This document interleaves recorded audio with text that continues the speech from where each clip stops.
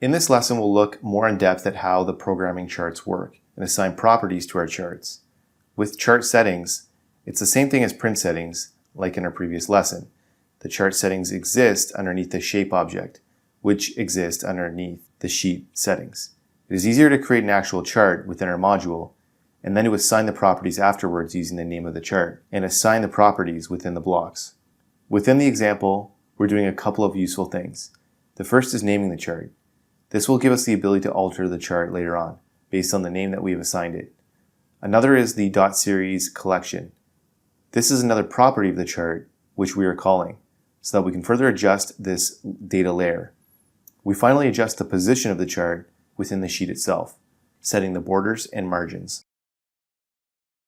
Hey guys, thanks for watching this lesson. I hope you enjoyed it, and if you did, I'd really appreciate a like and subscribe from you. And if you want to learn more about Microsoft Excel, check out these videos above.